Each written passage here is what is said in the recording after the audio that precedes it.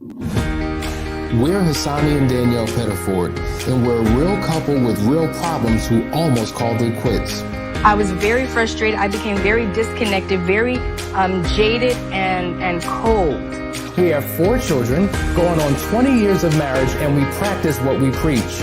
Our mission, to change the way couples relate to one another and teach them the skills needed to improve the quality of their relationships. This is the Couples Academy Show. Well, welcome to the Couples Academy Show. My name is Hasani. And I'm Danielle. And we're here every single day, actually. Today's Monday, which is the start of a new week. Hope you had an amazing weekend, an amazing Christmas with family and friends, eating food and fellowshipping and all that good stuff. I hope you applied everything that you learned here at Couples Academy when it came to you gathering with your friends and your family that you don't have to see on a regular. Sometimes, it can really exasperate the situation. Were you safe? Did you enforce your boundaries? Did you control yourself? Did you hold your tongue? I hope you are proud of yourself about how you showed up for the holidays. And guess what? We got one more to go because New Year's is coming right in a couple of days. There it is. But guys, we're excited about this topic. But first, before we jump into all of that, I want to ask you to like, share, subscribe, and hit that notification bell. You know how it goes. You know the drill. When you do that, you will not miss a show, and you will help us continue to spread this message across the 4 corners of the earth. Also, before we get started, we want to make some quick announcements. As you know, Last Chance Weekend, January the 7th through the 9th. We're excited about those who have registered. They're going to have an amazing time. And for those who are hearing about this for the first time, check out what the Last Chance Weekend is really all about.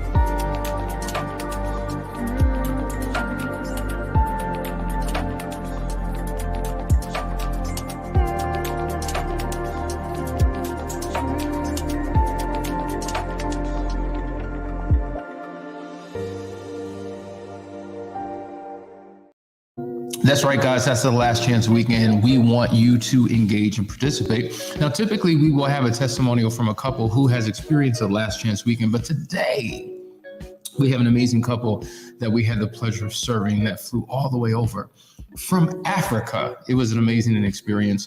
And so we want you to hear what they had to say about their journey working with Couples Academy. So if you are considering a private marriage intensive, pay attention to this couple. It may inspire you to make that decision. Let's check this out. Hi, my name is Aretha Collins. And I'm Joseph Collins. And we flew in from West Africa, The Gambia. And we attended the 3-day marriage intensive with Hasani and Danielle Pettiford. What a 3-day intensive journey. I highly recommend it if you're a couple that is struggling with anything in your marriage. You'll come here, they're very personable, they structure a program designed for your marriage. That was one of the things that really blessed me and encouraged me. One of the things that I enjoyed most is the Enneagram test. Learning the results of my personality, who I am, why I do what I do, why I think the way I think, and learning why my husband does what he does and why he thinks and does things the way that he does. So again, I would highly recommend coming here and putting the investment in your marriage. Your marriage is worth the investment. Guys, and I'm just going to talk to the guys, because guys tend to be macho and what have you, I'm here to tell you that if you want to strengthen your marriage and increase the relationship within your marriage, it would be in your best interest. Believe me, I'm very sincere in what I'm saying. Come and see for yourself. And it was awesome.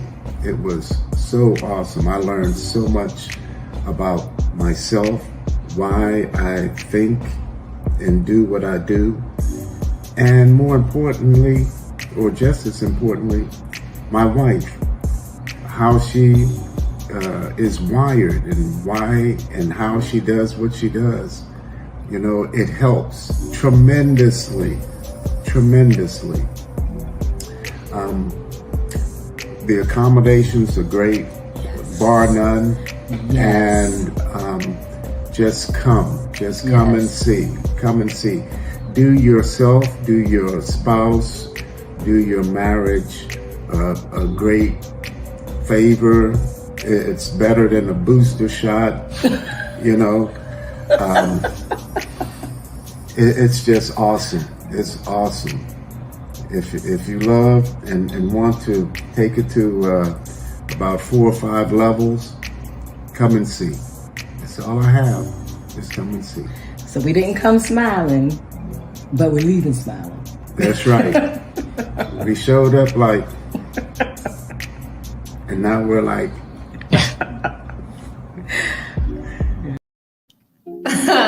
Wow, Joseph and Aretha, they were great. And interesting, her name is Aretha because she has a beautiful and melodious voice. She can sing. And she's about to step out and start using again. But they're amazing. And I love what he said. He said it's better than a booster shot. And I'm like, wow, it's a marital booster shot. And we all need to get it. So go ahead and get your marital booster shot. Come and get you some. Yeah, so I want to acknowledge a couple of people. Ayana Wright tuned in early. She said, good morning, Couples Academy. Watch videos, the Love series all weekend. It was awesome. Helped me to stay grounded during the holidays. See, sometimes you need a little bit of help every day. Yes. Like you were getting your morning fix, I guess, so that you could go ahead and deal with friends and family. Kudos to you. Now, let me just say, we did this Love series probably at the beginning of our journey launching this show. It was sometime last year. It is a 16-part series on love. And if you want to know how to take your relationship to the next level and incorporate love, watch that series. Just go to Couples Academy's YouTube channel and you'll find the playlist and just do a marathon with your partner. It'll be amazing. Absolutely. Fedlina's watching from Las Vegas. Ralph is in Ohio. Jackie, good morning in Spartanburg, South Carolina. Renita's with us. She says, good morning, you guys. So glad that I have been able to tune in while I've been on winter break, and we're glad too. Jarius is with us from Louisiana. Krupali is tuning in from Australia. Justin in Houston, and Twin says, I really enjoy hearing you guys. I'm going through some infidelity in my marriage, and I'm now understanding more on how to cope. You guys are amazing. Thank you so much. Good morning, Jewel, tuning in from Allentown, PA. Jody is with us, Gonzalez and Michelle, and everybody else. Welcome this morning. And so that really helps us to transition. You just said that you're experiencing some infidelity. Well, you're not alone. Many people come to us because that's what we specialize in, infidelity recovery. It's not the only thing, but it's one of the major things. And so today we wanted to talk about the 10 big mistakes that unfaithful partners make. Now, let me just say, if you are the betrayed spouse, oftentimes the mistakes that your partner is making, they may not be aware of it.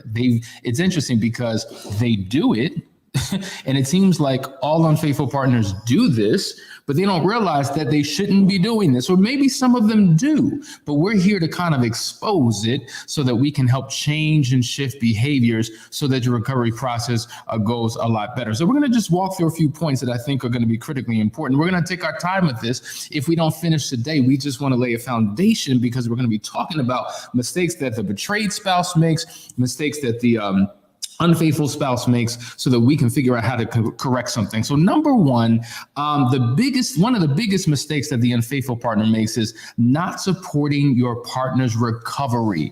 I think that sometimes there's such a desire to just move on. Let's just get past this. Do we need to talk about this? And you are not aware that there is a recovery process for your partner. And maybe either you don't realize there is, or you don't value what your partner's going through, because you don't understand the gravity of your actions. And I think what happens is, when you minimize and make no big deal out of it, you don't understand, why is she tripping? Why is he going through like this? I mean, it was just X. It was just a conversation. It was just a picture. Oh my gosh. And they have no clue. Right. You know, people need to understand that the unfaithful partner and the hurt partner are experiencing this journey completely different, right? And so if you are the unfaithful partner and your spouse has decided to stay with you and try to work it out, you feel exoneration on some level, even though you're going through hell probably, because if you haven't gone through a full process and they're holding you accountable and things are different.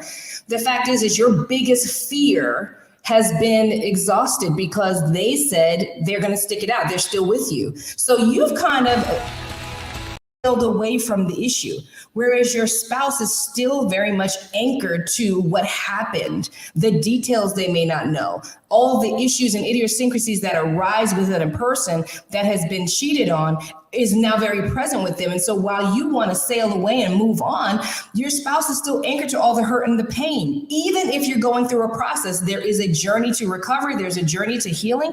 And so it's super insensitive for the unfaithful spouse to think, you know what, I acknowledged it. I said, I'm sorry. It's out in the open. Can we just move on? Can we stop talking about this? When are you going to get over this? Yes. You are a key and integral part in them getting over, because the more you are willing to take the time to go through this recovery with them, not leave them, you're healed and moved on and they're still in pain. The slower you go through the process, being sensitive to what your hurt partner is going through, the faster the recovery will take place. If you're a spouse and there's no empathy, sympathy, understanding that you're getting from your partner, it makes the process a lot more difficult and challenging, because you feel like you're on your own. So this, you should be over this by now, is one of the worst things that you could say to your partner in the recovery process. And it reminds me of years ago, I used to do a lot of daytime talk television, and I was on this show called The Bill Cunningham Show. And I remember,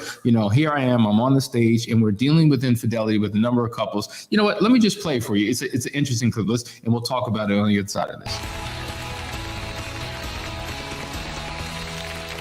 Can any relationship survive a tainted, scandalous love affair? Please welcome relationship expert Hasani Pettiford to the show. Hasani, how you doing?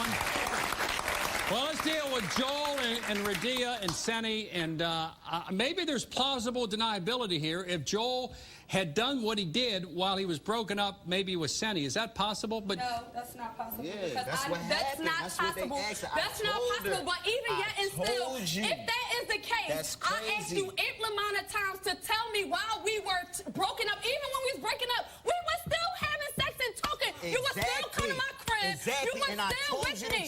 No, and I told you the truth. I didn't lie about it. Every time you asked me, I told you. And the lie detector lied. So if you're saying that it was, up on something else, if it was during the break, right, hold on a minute, hold on. Hasani, you're the expert. Yes. Talk about this relationship. Well, this is a classic example of what happens. While I applaud you for telling the truth and not sleeping around with her cousin, there's been a relationship where you slept around with other women. So there's been deception all throughout it. And so that's why we're here today. Now, analogy. If I were to ball up a fist and punch you in the face and knock you on the floor, it would create a physical wound. It may take you 2 hours to 2 days to heal from it. But when you have certain behaviors and conducts in a relationship, it can create emotional wounds, which can take 2 months to 2 years to get over. So Can you say that one more time to this man who's been telling me that? it don't take that much time to get over something. So hold on. Saying sorry, and that was in the past, is not enough. Listen, she has a whole lot of trust issues, her paranoia, all the things she's going through are attached to the wound that she's carrying around. And even though it happened in the past, that wound is still raw. Moving on and leaving the past in the past doesn't solve the problem.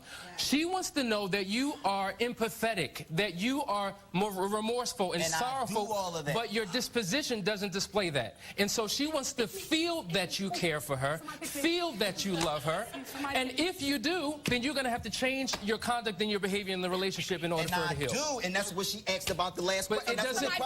But it doesn't happen. Listen, it does not happen overnight. There's a process. Isn't it interesting? Isn't it awesome when somebody can validate what it is that you're saying, you're feeling, you're experiencing, when your spouse just doesn't get it? She couldn't even sit in her seat. She was jumping up and down like, that's what I've been saying. Like, that's what I have been saying. I want to feel like you care about the journey of my recovery that you started me on. Yes. Like, it was not her that was unfaithful. It was him.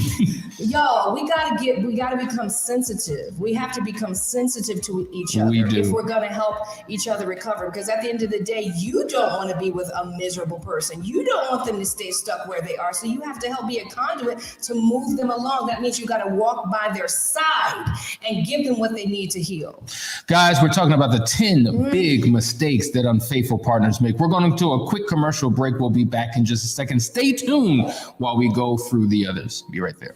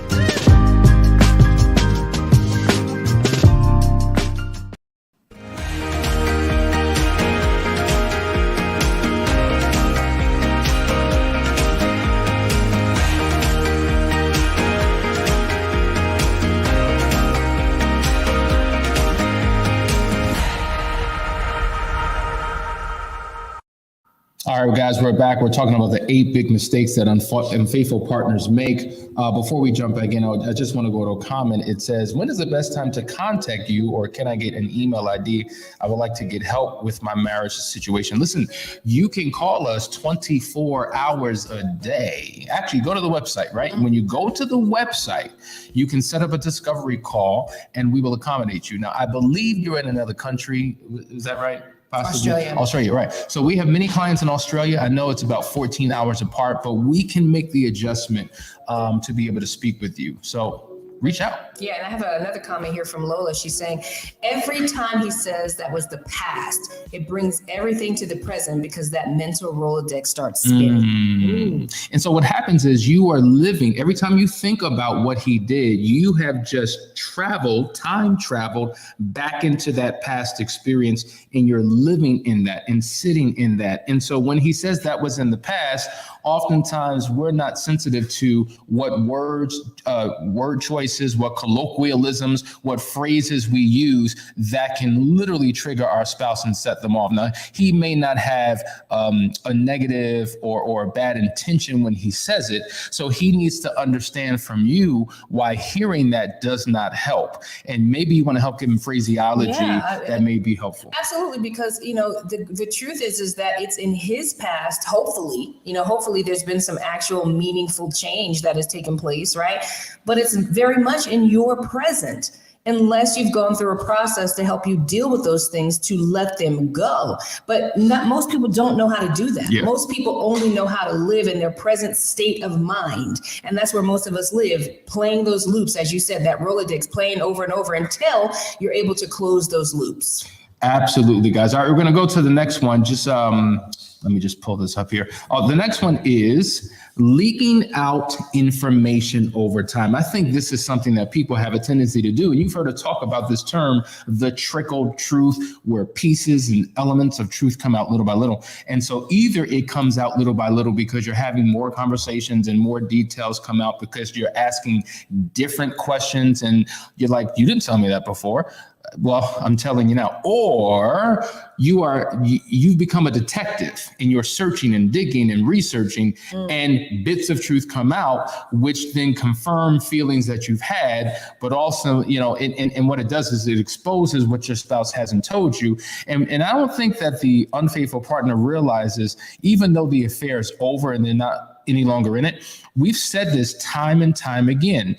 Overwhelmingly, most people do not divorce because of infidelity, but it's how they show up or refuse to show up after the exposure or discovery of the affair that oftentimes will lead to the divorce. So, dude, just be honest. Just or female. Listen, right? Or female. It's just like, you know what? If you're gonna get wet, get all the way wet. Stop putting your pinky toe in the shallow end of the pool. Dive in, to that pool and get soaked and saturated in the water or in the truth, so it all comes out. I'd rather deal with the pain one time. Not that it's just gonna be one time, but when you bring it out little by little by little, what you're doing is you're guaranteeing that you're going to catch more hell, and what you're doing is you're convincing your spouse about why they cannot trust you. Absolutely, facts. And if you have betrayed your spouse, they need you to expose every bit of you as part of the process. And so if you're trickling out the truth, number one, that spouse is a detective. They are calculating and adding up everything mentally, putting that fact and that detail with this detail to try to close loops and make understanding and figure out things that they were having a hunch about. When you come to the last chance weekend, it's so interesting how some people are still very much afraid to come clean. Yeah. They really are. And not even knowing that your spouse, they're still here. They're with you. Even knowing some of what you did was devastating, right? And you come all this way and still sometimes struggle. Yeah. To come clean. But the moment that you do, the sense of relief, the sense of relief that comes over the couple as a whole, not just the person that has to confess everything, but the couple, because what it does is two things. Number one, it relieves the person who was holding in all these lies and trying to piece it all together and hold it all together. The web of lies, it's hard to keep up with. And then number two, what it does for the hurt partner is it is like it extinguishes. It literally helps them to close the loops of all the questions they've been asking. It validates all the suspicions that you've been denying. It's once and for all out in the open to be dealt with. Several of you who are watching right now have attended the Last Chance Weekend, have attended a private marriage intensive, and there was a lot of fear and trepidation and anxiety about going into the full disclosure. You've held to a lie, which you declare it was the truth for so long. And now there's just like, oh my God, am I going to really share this? Because I don't know what's going to happen. They're going to leave. It's going to be over. Like all this stuff is going on in your mind about what's going to happen. And almost 99.9% of the time, what you fear will happen doesn't happen. Right. It actually closes the loop, gives your partner what they need. Now, listen, it's going to be painful. They're going to hurt. They're going to be pissed. Some may get mad. Some may cry. There's going to be an emotional reaction. You got to anticipate that. And it's interesting. Oftentimes when we're doing one-on-ones, because you have one-on-ones in there, the hurt partner will say, well, I already knew all that. I just wanted to hear you say it. I just needed you to confess it, because all this I knew. Or I'll ask, is there anything new that you discovered through this discovery process? No, I already knew that. But the fact that they finally admitted it means so much to me. Danielle, there have been people who have hired private detectives. There have been people who have seen things with their own eyes, heard things with their own ears, and still have no closure because their spouse won't fess up and just say it. And Joker, if you just come out your mouth, form your lips, and just say what needs to be said. So in essence, you are delaying the recovery process. You are adding more hurt and more pain to your spouse, which keeps them from healing. And then you get mad at them because of how they show up, and you are contributing to it. So sometimes you got to get out of your own way. You got to get out of your own head and just do the work. We say this all the time, especially when we're doing our last chance weekend. One of the ground rules, trust the process. Trust the process. We've done this with hundreds, if not thousands of couples who have made it. We've experienced 6 divorces in 10 years. Did you hear that? Statistically, that's almost impossible, but it speaks to the process that we take people through. So sometimes you got to get out the front seat, get in the back seat, put your seatbelt on, and allow us to steer in this journey to get you to your final destination. Let's go to the next one. The next one says, one of the biggest mistakes that unfaithful partners make is being defensive. Like, why are you upset? I'm the one who's hurting. I'm the one who has all the questions, but you pop off. You know, Lakeisha Hines, one of our marriage practitioners, talks about how she used to have that pop-off spirit. She would just pop off. And some of you just pop off. You get mad. You shut down. You flip it. You spin it. You go tit for tat. You become very defensive. And you don't want to answer the questions, and you don't want to accommodate your partner. We already talked about that. Why are we still talking about this? This ain't going to help. Let's just move on. I refuse. I'm out. And you're doing all these things. But then you want the relationship to just get better. It's an indication of low self-worth, guilt and shame. And, it's somebody who's unwilling to acknowledge and look at those things. But at the same time, you are really, if it's not that, maybe there's still more to hide.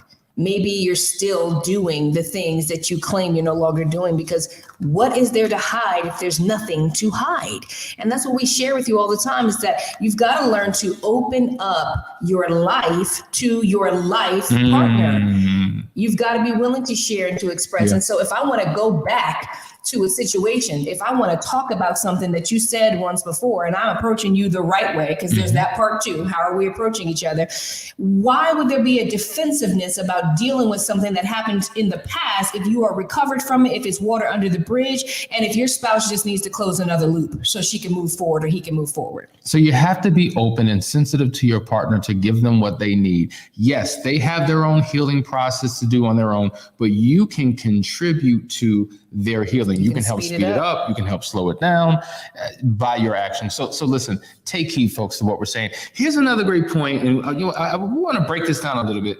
One of the things that an unfaithful partner could do, which is a mistake, is believing everything the hurt partner says. Now, let me tell you, we've said this, that the discovery phase is the most emotionally volatile phase in the entire process. You're dealing with a person who is hurting right now. Yes. And in their hurt, they may spit venom. They may say all types of just deplorable things because they're projecting their hurt on you. Now, remember, they're hurt and they're broken by what you have done. And it's a fact that your own hurt and brokenness caused you to do it. And when you did it, you created hurt and brokenness in them. And now because they're hurt and broken, they coming right back at you, because it's like there is this vengeful, retaliatory type of disposition that a person takes on because they look at you as the villain and I'm the victim and I have to protect myself, but I'm also going to defend myself. And if I can't physically do it, I'm going to verbally do it. I'm going to verbally do it. And I'm going to say and do things that will make you question yourself. And some of you have got your PhD in negativity in terms of the words that you use. And we talk about the verbal assassin. Truth be told, Daniel, if we just keep it real, oftentimes the hurt partner becomes the verbal assassin in the discovery and sometimes in the full disclosure phase, because they are going through so much internal hell. They got to get it out. And rather than releasing it in a way that may be productive, they release it oftentimes in a way that is destructive. And guess who catches it? You catch it. Is that not real? The only thing that I want to add to that, because everything you said is spot on, is that you've hurt them and now they want you to feel their hurt and pain because you've done something that changed them. It literally changed them. So to Hasani's point, if you are the verbal assassin and now the person is turning around and assassinating you with their words, they may not have ever been that way, but some people will never step out. It's just not a part of their DNA to do that, right? So you would say, well, if you cheated, then I'm going to cheat. Some people do that. We have actually dealt with couples who would say, listen, he cheated and now I want to open up this marriage and I want to have my turn now. It's my turn. That's some personalities, but others will never do that. And so they have to assault you verbally so that you know how this feels, because from their perspective, you could be just fine. I've forgiven you. I'm trying to work this out. We're moving on, but I'm still feeling so much pain. And so they will say a lot. And so the point we want you to get at is, listen, even though they're saying it with conviction and emotional intensity, do not believe every word that's coming out of their mouth, because when the emotions subside and the healing begins, oftentimes the spouse will admit the things that I said them because I was hurting. I didn't necessarily mean them. I was trying to get under your skin because I knew it would work. I knew what buttons to press, but that's not how I really felt. Now, for many of us, or whoever you are, as the unfaithful partner, you will take it in and believe it, and you will embrace it and embody it and hold it as a truth. And I just want to read a scripture to you that I think will be helpful. And so in Ecclesiastes, the 7th chapter, the 21st verse, it says, do not pay attention to every word people say, or you may hear your servant cursing you. That's in the NIV. Then in the English Standard Version, it says, do not take to heart all the things that people say, lest you hear your servant cursing you. And then in the NASB, it says also, do not take seriously all the words which are spoken, so that you do not hear your servant cursing you. So number 1, do not pay attention. Number 2, do not take to heart. Number 3, do not take seriously. We're talking about those painful words that they often say. And here's the deal, like our emotions are so volatile, right? So if you know that somebody is speaking from an emotional state of mind, right? I hate you. You make me sick. They're enraged. They are just going through it. You really can't trust those emotions, because an hour later or the next day, I love you. My heart is, why are you still here? Because I love him, or because I love her. And we have a great life together and we have children. So our emotions are so volatile that that when somebody is hurting, you can't always take everything that they say as fact and as truth. You've got to learn how to keep those daggers from going into the soil. So we've been talking about the 10 big mistakes that unfaithful partners make. We've run out of time. We're going to do part 2 tomorrow. So stay tuned. Listen, you need to share. And of course you need to subscribe, but you need to share this video with as many people as possible so that they can get this information, because it's going to be transformational for them. So guys, we love you. We'll see you in the morning, part 2. Let's get it. Enjoy your day.